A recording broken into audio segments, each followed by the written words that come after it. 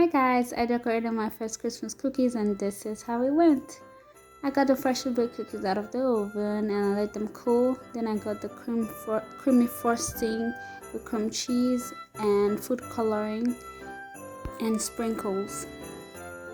So I took a scoop of the creamy frosting and I added the food coloring. I only had 3 colors, so I added those 3. I thought I had 4 colors, but then I mixed.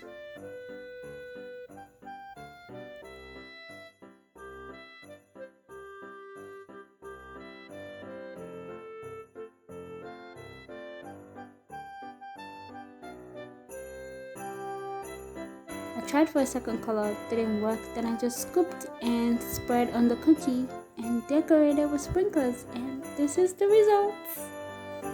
Let me know what you think. Thank you for watching. Bye.